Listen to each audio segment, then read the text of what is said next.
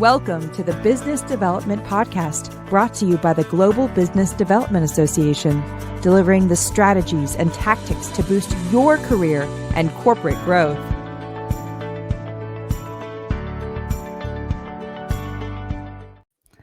Hello, BD Pros, and welcome to the Global Business Development Association podcast called What is Business Development? Now, let me ask, have you ever wanted to sell to complex buyers? Or maybe you're actually selling to complex buyers right now. And by complex, I'm talking about large enterprises. They have complex rules. They have big buying committees. You have a lot of competition. Well, there's probably no bigger buyer than government buyers. And today we'll talk about the U.S. government buyer, which is absolutely massive, and it is complex. And when you have a complex customer like that, it always helps to have a guru in your corner. Our guest today is Mike LeJeune. Michael is the author of a new book called I'm New to Government Contracting. Where do I start? And in the book, you learn the exact strategies and tactics that have helped their clients win over $14.6 billion in government contracts. So if you're new to government sales, this book is the most complete guide to winning government contracts you will find on the market. There are hundreds of books on government sales, but very few deliver on their promise. The author, Michael LeJeune, is nationally recognized expert and keynote speaker on entrepreneur and small business government sales. His strategies have helped companies win more than $14 billion in small business contracts over the past 15 years. Whether you've just decided to bid on government contracts or you're in the early stages of your journey, this book is an indispensable roadmap. It takes the mystery out of selling to the government, and in this book, the author shares his guidance and strategies that will educate, demystify, and accelerate your entry into the market. Now, let me tell you a little bit about Mike. He is not just the author of this book, but previously author of a #1 best-selling book called Game Changers for Government Contractors. And coincidentally, he's also the host of a podcast called Game Changers for Government Contractors. That's a wonderful podcast. I've been a big fan of it for years. If you want to just listen and hear fantastic insights from Mike and his guests, I highly recommend that show. And I also recommend working with Mike in his company. He is the partner of RSM Federal. Now, RSM Federal, they help companies win government contracts. They specialize in providing advanced tactics and strategies to shorten the sales cycle, improve market position, and organizational maturity, and accelerate revenue. And most notably, they have a program along with many of their services, including coaching, consulting. They have something called Federal Access Program, and 1,000+ companies trust their federal access resources with more than $2.8 billion in awarded contracts. This program is considered one of the top programs in the nation for small and mid-sized government contractors. I've had access to that program. I've had access to the resources. Folks, they are top-notch. So let's welcome our top-notch guest today, Mike LeJeune. Mike, welcome to the show. Well, welcome, or thank you, Tony. I say welcome because I'm used to hosting this side. I'm not used to being on this, being the guest here. So as you said, being in the podcast for a little over a decade, you kind of get used to that. So yeah, occupational hazard of being a podcast host is you have role reversal. Yeah, ready to go into time. question mode here. So yeah. So hey, Mike, I love the book. I love the work that you do. You and Josh, your business partner, are wonderful people as well. Always like talking to you and learning from you most of all. But like a lot of business developers, you did not enter business development from a traditional pathway. You were not a salesperson. Nope. In your previous life. Tell us a little bit about how did you get into the profession? Yeah, and I will tell you, I had zero interest in sales, business development, I had just zero interest in it. I didn't really know what I was going to be when grew up, and I decided to join the Army somewhat randomly. And when I was in the Army, I was working in the Force 21 program, and I was surrounded by government contractors. And again, still didn't know what I wanted to be when I grew up, but I was doing some tech stuff and I was pretty good at it. And when I got out, the colonel I was working for in the Army said, "Hey, why don't you come join our company and do tech stuff over here?" So I was running a support desk for them for a little while, and kind of wound up in the same problem as I was in the Army, where a lot of times when you're in a smaller company, you can't really get promoted because there really aren't any positions above you. And so I decided to leave the company. And when I did, he was like, well, hold up. Before you leave, why don't you try sales? And I'm like, I have zero interest in sales like that.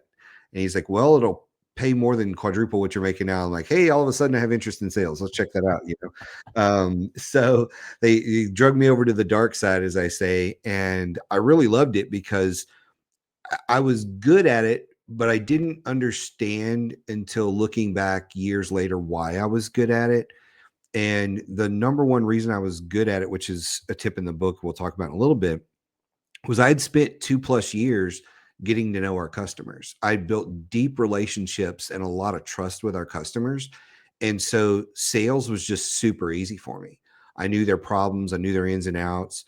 I knew who all the players were because I had been on the phone calls with them. I'd trained a lot of them. And so they deeply respected me. And it just made sales super easy. And I didn't realize the importance of that when I went into the sales role. And even when I went out, I thought, man, I was crushing it in sales. I'll be able to replicate this in my own business, which that's when I learned, oh, you've got to go back and build all those relationships again with a new customer base, now that you're out on your own. But so yeah, I just kind of got lured over into it, and I've kind of been doing sales and business development and coaching ever since then. So that's almost 25 years ago. So Wow, I love that origin story. And like so many business developers, you entered the profession through operations, whether that was operationally from the Army while you were in uniform, and then operations in program management on the program that you started to work for right when you left the Army. And so that is a very common pathway for business developers.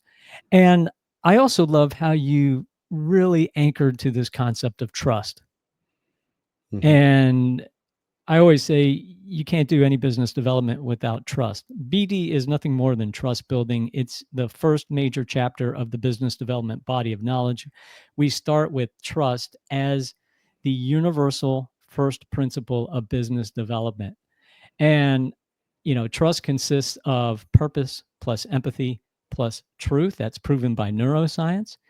And I really like that you emphasize the fact that you had trust and you leveraged that trust that you built previously in uniform when you were in the Army and then as a program manager. But then when you entered the business development profession, you realized that trust building is nonstop. It never ends. You have to Yep. constantly nurture trust with your existing relationships and your new relationships. And so many folks that I see that enter the profession think that it's just using your Rolodex to get introductions for your new employer.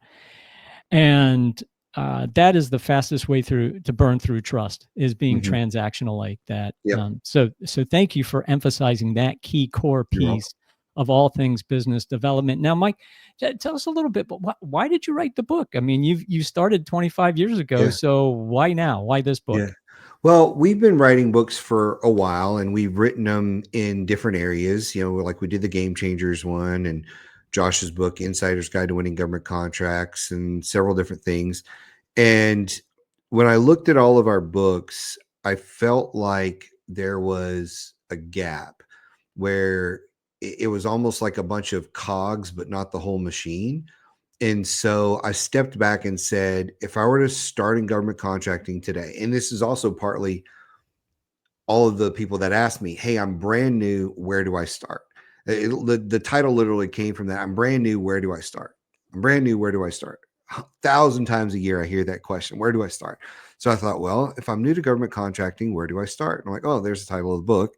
And then I thought, well, let me just kind of go A to Z in a linear fashion of what people should be doing and make this like our kind of like our pillar resource in the business, so that people can know. So when people reach out to me, instead of recommending 3 or 4 books, which I recommend all the books, they're all great content. They all have a little bit something different spin on them. They're all great.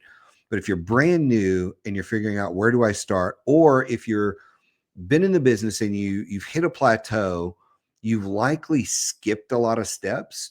So this is one of those books where I figure I could say, hey, read chapters 5, 7, 19, and 24. That's the gaps you missed. And then go back and read the rest, because it'll fill in a lot more little holes for people. Because I have people that have been in the business for 25, 30 years that say, I wish I had this to start with. We've discovered mistakes that we're making. And I chuckled and laughed several times reading the book, because we did that wrong, and now we fixed it. And so I just wanted this to be a roadmap for anyone at whatever level, but especially all those people that are new, because I feel like there's so much misinformation in the market. And as a little bit of a side note there, um, you know, when you look at a business market, you always have the people trying to do the work, which are the government contractors trying to sell the government. And then you always have, like in the gold rush days, the people that are trying to sell pans and blue jeans, right? The people that are trying to sell things to the people doing the work. And so there's a lot of people like me that are in the market. Well, I say like me, that want to be like me and Josh and some of the other people who are selling what they think are pans and jeans, and they're not. And so there's a lot of misleading stuff in the market. One of the big ones is around the middleman strategy and how that's what you need to do. And it's a dangerous strategy for a lot of reasons. And most of the people that I coach that have tried it bought it because they thought that was the gold rush for them. They get in, they start doing it, and they realize, no, the gold rush was for the people selling them the course. And there's a lot more of them selling the course than people actually winning with those courses. I mean, people do win with the strategy if you use it properly, but it's very, very difficult. And it's very misleading. So I wanted people to understand the scams that are in the market, what the truth is, how difficult it is. Like you said, it's a very complex market, but also once you understand the complexities, how it's rinse and repeat, doing it over and over and over again. And not to be swayed by some of those, snake oil salesmen that are out there in the market. So I think it was a lot of reasons, but those are probably the main ones. Yeah, well, very altruistic reasons for writing it. You wanted to help, first of all, guide those who may not have the resources to hire, say, RSM Federal for direct consulting, quickly get a boot camp, if you will, about Exactly. government contracting, how to approach this highly complex buyer we know as the U.S. federal government. Now, there are things in the book and in our discussion today that are highly applicable across the board, regardless of whether you're selling to government or a large Fortune 500 company. There is complexity in all of these large, folks like to say, enterprise sales. I call it, in the business development body of knowledge, high intent threshold prospects. These are prospects that require high trust before they're willing to buy. And they're spending sometimes millions, if not billions, on one contract. And so there is a lot of due diligence that they conduct in highly formal methods of acquiring. And that is to prevent unscrupulous actors on both sides of the equation from conducting nefarious activities. And I also like, Mike, how you call out that there are other folks providing guidance on how to enter the federal government, how to win business in the federal government. And, I've read their products as well. I've listened to them. What I like about RSM Federal is that it's your recommendations are based on your direct past performance, because RSM Federal is a federal contractor, by the way. And then second of all, you've helped so many clients win that you have the data set that these are proven methodologies. And it's not somebody who just did it once, maybe working as a business developer for a company, and they thought they knew the right way. That's great if it worked for them, but it may or may not be proven by hard data. So Right. that's what I really like about RSM Federal. It's what I like about your book too. Thank you. And I'll cite one of the facts that you cite in your book, and it says strong companies in this market win anywhere from 20% to 60% of their bids. However, the industry average is closer to 10%. So, Mike, if we could pivot into your top 3 tactics from the book, that will get us into that 20% to 60% zone, ideally the 60% win rate. Can we start off with your top tactic? Sure. I think the number one thing is something we've already touched on is building relationships.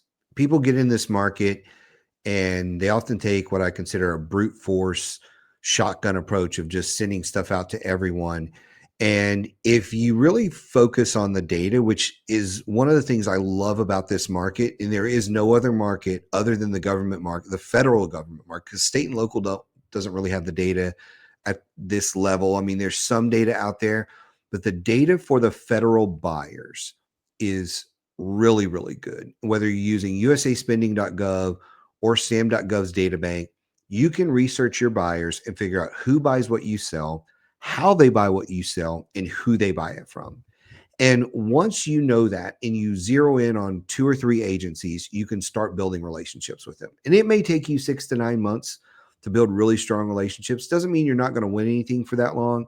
But if you're focused on getting to know them, getting to know their mission, getting to know what's important to them, their challenges, getting to know the players that are working with them, you're going to accelerate in the market really, really fast over everybody else. Because I talk to people all day who have been in this business for years. I talked to a guy earlier this morning. He's been in the business since 2018. I think his biggest year was 25,000 in contracts because he's never been able to leave his job because he just can't get over that 25K mark. He averages about 10K a year in government contracts. So if you're not putting in the time and effort and putting it in the right places, you're just never going to win here. And when I started talking relationship stuff this morning with him, he was like, yeah, I haven't done any of that. I just occasionally, when I have time, I go bid on something. You're never going to get there that way. Go build some relationships, get to know people.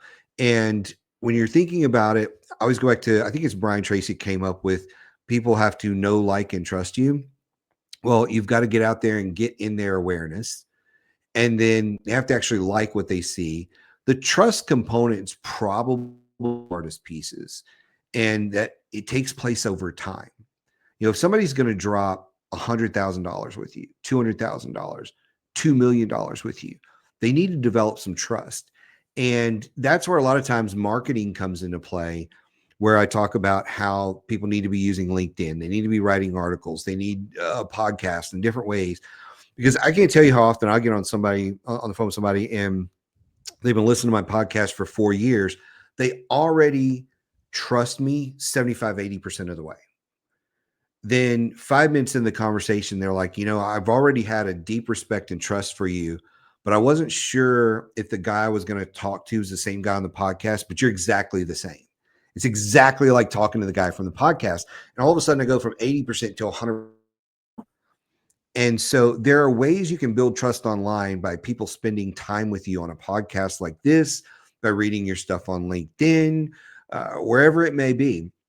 If you take the time to do those things, you'll build those relationships that you're working on. If you just send an email once a quarter or once every 6 months, or you just call them one time, you're never going to build a relationship like that.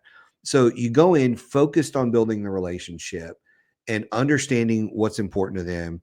And that's where you start. So like when I started in the business, I told you how I had spent a couple of years on our help desk getting to know everybody, so that by the time I was in sales, I could call up any of our almost 300 customers around the world, and I knew exactly what was wrong, what they liked, what they did about our software. But now I had the power to make changes where I would say, hey, if we made that change to the software, would you buy more? And I didn't say it exactly like that, but what would that do for your organization, right? Like, oh, we go from 50 licenses to 500. Huh, that's interesting.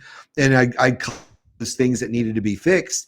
And I go to our development team and say, look, all of our customers want this fixed. And if we roll out this fix, we'll go from about 500 licenses to 5,000 licenses. let's make this a priority. Right. And so, cause I was gathering information, and then I could call them up and say, hey, you know, that thing that's annoyed you, that stopped you from getting those 500 licenses? Well, I got it fixed. It's in the new version. Boom, there's a sale. I didn't have to sell anything. They're like, oh my gosh, thank you. Hey, can we put in an order? They were asking me, right? So it was building a relationship and all the stuff that goes behind it that allowed them to basically come to me and say, I'm ready to buy more of your stuff because you've listened. So I know you, I really like you, and now I super trust you. And let's ratchet this up. So, but it takes time. Like I said, I spent 2.5 years getting to know the customer, roll into the sales game, and in 6 months be making millions of dollars in sales. Yeah, again, the emphasis on trust building as the fundamental foundation to all successful business development. But I also like how on tactic number 1, you are identifying your ideal customer profile. And that ideal customer profile within the government, because I've heard a number of people, oh, well, yeah, I'm just going to start selling to the government. Yeah. And I think, oh boy, you're in for a rude awakening, because there are so many different agencies within the government. And then within those agencies, there are certain buyers of certain types of services and goods that are different for every agency. Yeah. So it really demands doing your homework up front. Yep. Yes, the great news is you have access to all of this wonderful information of all of the publicly available data on contracts that have been awarded by the government. That's wonderful. Guess what? So do all your competitors. So that's where it's so critical to do what Mike says, which is start building those relationships with those agencies. Pick the agencies you think you're strongest in, that have the highest demand for your products and services, and then start building those relationships. Ideally, you've had those relationships pre-existing in your resume somewhere. So that's tactic number 1, ideal customer profile. I target the specific agencies where you think you have the highest probability of win. Let's jump to tactic number 2, Mike. Yeah, I think the second thing is really understanding like the bid, no bid process. I see too many people that waste an enormous amount of time by just bidding on anything and replying to everything. And you just can't do that. You've got to be very selective about it. And I hear a lot of people talk about P-win, and there's a lot of confusion in the market about what P-win is versus your conversion rate. P-win, the P stands for probability of winning, which it's basically a fancy guess, right? It's based on some data sets that you're going to create. Like, do we know the customer? How much do we know about the contract? Do we have, pre-acquisition knowledge of this? Did we just hear about it? There's all kind of questions that you can create to develop a bid, no bid strategy.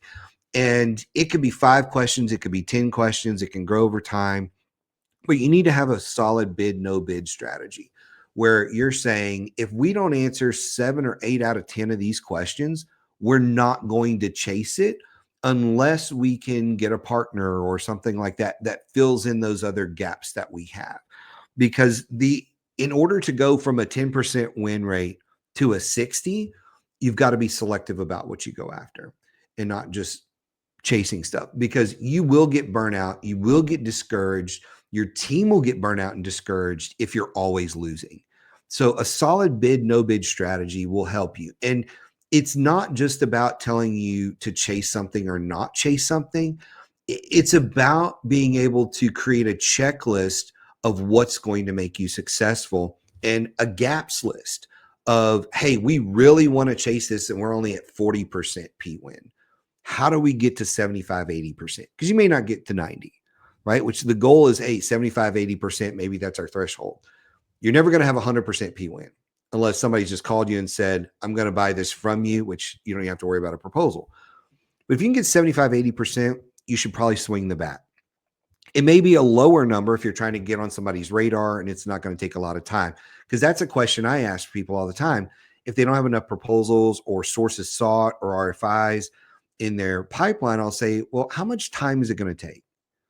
And if it's only going to take an hour or 2 to respond, and you've got the time, even if your P-win's only 50%, it might be worth it because it's a short turnaround for you. Now, if it's a 40-hour project and your P-win is 40%, you probably shouldn't chase that, right? You probably shouldn't. So, and you got to look at internal, external resources. Do we have to bring in a writer? Do we have to bring in an SME of some sort? What do we have to bring to the table that's going to cost money to go after this? Because again, if you've got a 30, 40% P-win on something and you've got to hire a writer, bring in some experts, interview some folks, and now you've got $60,000, $100,000 out of your pocket just to chase an opportunity, you can't do many of those. So you've got to have a really good process set up for that. And once you have that, your conversion rate, which is the ultimate number you want to get to, the conversion rate should go from that 10% to maybe 20 or even 50, 60%. Because ultimately your conversion rate is based on, how many opportunities did you chase and how many did you win? And that's conversion. So I chased 10, I won 6, I got a 60% conversion rate. And that's different than P-win. And that's what we're really after. Yeah, I really like that one. That one has been a mainstay of my work in the past. I see so many people get obsessed about P-win. P-win is often fiction. And they're debating, is it 30% or is it 40%? Who cares? Who cares what the number is? Doesn't matter. The only number that really matters is your win rate. You can't lie about win rate. There's no fudging win rate. How many bids did you submit? How many did you win? Simple math. And the key component to understand here is your bid and proposal resources are limited. You have to dynamically allocate B&P resources based on the maturity of your individual bids. And that is often based on actual activities that must be completed in order to have a successful bid. And most importantly, is having sufficient intelligence information about your competitors, about your customers, explicit requirements, and most importantly, your implicit requirements. Those are the requirements they don't tell anybody else. Right. You have those answers. You speak to them better than they know themselves.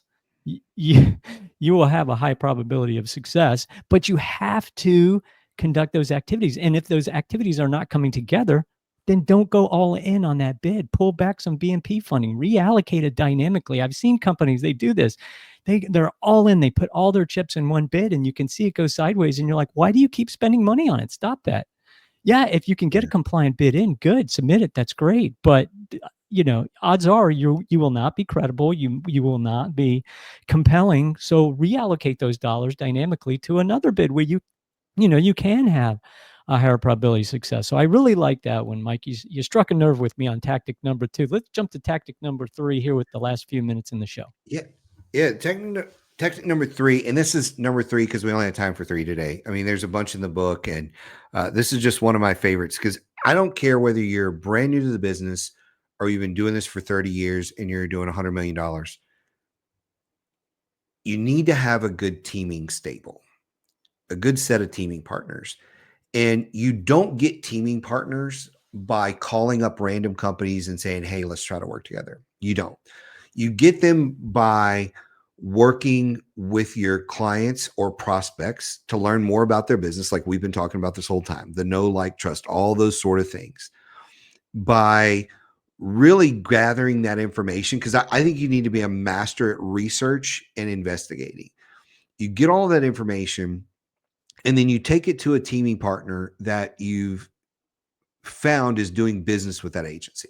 So we typically don't want to go outside the agency and say, well, let's just get with Lockheed Martin or Booz Allen or whoever, just because we want to be able to pull that who buys what you sell data right out of sam.gov and say, okay, there's ABC Plumbing or whoever it is, right, is doing work with my agency. And there's Joe's Plumbing that's doing business here. And there's, Susan's Plumbing is also doing business here. So I'm going to reach out to those 3 companies because they have past performance with my agency. And I'm going to try to team with them because I've been talking to the contracting officer, and there's a big plumbing contract that's coming out in the fall, which we're using plumbing here. Just go with me here. If you're in IT, it's the same for IT, right? Some people can't see past that. So it's IT, it's plumbing, it's whatever it is. So there's a big contract coming out in the fall. You know this is coming. So you take that information over to Joe and Susan and whoever and say, hey, I'm talking with this contracting officer. And the moment you drop the name, they're probably going to go, oh, yeah, we've won a contract or two. You're like, yeah, I know you have. I pulled the data, right? And I've been talking to them about this big thing that's coming out. Oh, yeah, there's a big thing coming out in the fall. Yeah, we're tracking that too. Hey, you probably got a few gaps on that we could probably fill and make you competitive. I don't know if you remember, but when I was talking to Janet over in the contracting office, she mentioned a couple of things that I think were very strategic for us as a partner. Would you consider partnering with us on that? And all of a sudden now they're like, oh yeah, you're talking to my customer, you know about the problem, you're tracking the same things we're tracking. It would make us more competitive if we got together and did this together, and we could knock out Joe and Susan or whoever, right? And so now you're having a more qualified teaming discussion with someone because they do business with your customer. Now what the requirements are, and you've piqued their interest. And that's how you start to develop teaming partners. And you should have multiple different teaming partners, not just one. And you should have a teaming strategy where, okay, we're working with DLA. Okay, well, I've got Joe's Plumbing is my partner when I'm working with DLA. I got Smith's Plumbing when I'm working with the Army. I got Mike's Plumbing when I'm working with the Air Force. Because if you pull the data, you'll see that there's different contractors that are supporting all of them. And if you look for those differences and start to say, okay, well, I'm going to have a teaming stable of 25, 30 companies, but I've got my Air Force, my Army, my Navy, my DLA, my intelligence community guys. Now I've got this group of people that aren't going to be mad that I'm teaming with other companies because they're not working in that area, right?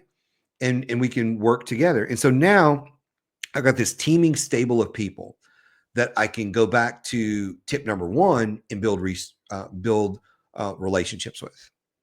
And that's where you focus. You start building those relationships. You keep bringing them opportunities. And once you've brought them enough opportunities, then you get in a situation where they're going to start bringing you opportunities. And if they're not, that's where you kind of start to cull through your list of teaming partners till you get to a point where you've got a dozen or so teaming partners where you're bringing opportunities and they're bringing opportunities to the game. It's basically you've sort of outsourced some of your sales to all these people where you're both bringing each other on to teams to work on contracts. And that will allow you to scale. It will add to your proposal resources. There's going to be times where you're going to be the prime and times where they're the prime, and you'll flip positions. And so there's a lot of advantages to teaming. And oftentimes what happens is big companies, once they get a few prime contracts under their belt, they just totally disregard teaming.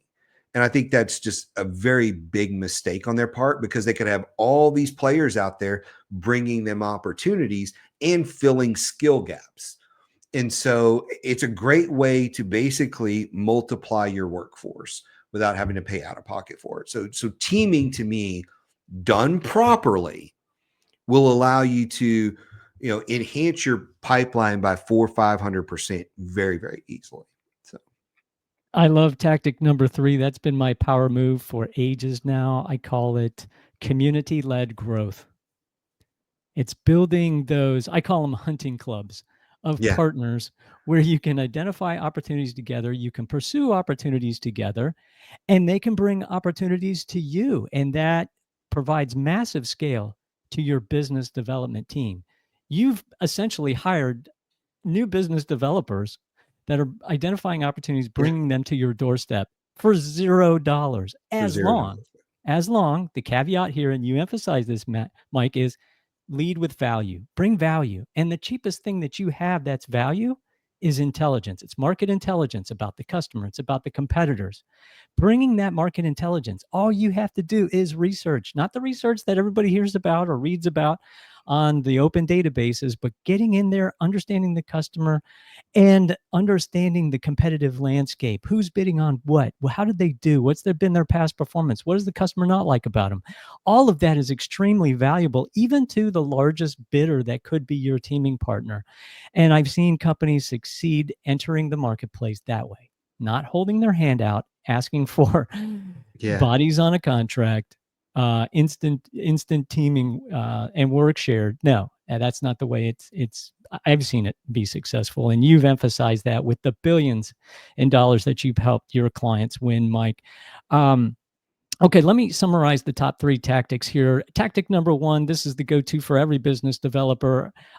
Identify your ideal customer profile. Yes, you want to work with the government. That's great. Which agencies buy the products and services that you have? Which ones do you feel the strongest in with your past performance, with your personal experience that you can contribute with, and relationships that you can contribute? The second is, look, it comes down to the process of business development, and that is a go, no go methodology.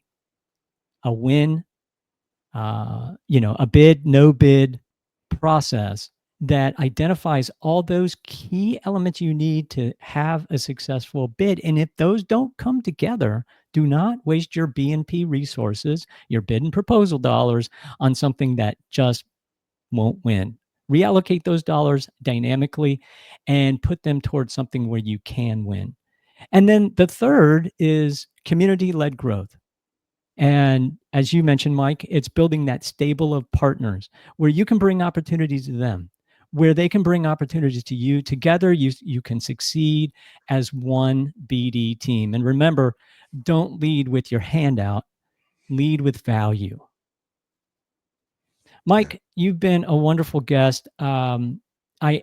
How can folks follow the work that you and Joshua Frank? Josh is wonderful as well. How can they get in touch with you, and how can they follow your work? Sure. The easiest way is on LinkedIn. I think I got 20-something thousand followers on LinkedIn. I put out a lot of free content on there. So LinkedIn is a great resource. YouTube is also a great resource. So if you go over to LinkedIn and look for Michael LeJeune, there's a couple of us that work in this space, but you'll see mine there with RSM Federal is the company there. So just Michael LeJeune, LeJeune is LeJeune, just like the camp. Go there, find me on LinkedIn, follow me there. Then you can follow me on YouTube as well. And that's just an easy way to get in touch with me too. So there's ways to message me there. Yeah. And folks, that's RSM Federal. That's R as Romeo, S as in Sierra, M as in Michael LeJeune. Yeah. And get a copy of Michael's book on Amazon. It's a #1 bestseller. Again, it's called I'm New to Government Contracting. Where do I start? And if you're going to start with Mike. You've been a wonderful guest today, Mike. Thank you so much for everything you do for the community. You're a wonderful resource. You and Josh, just the head of the government contracting community when it comes to advising and doing it from a position of giving with high value and high trust. Thank you for joining us today.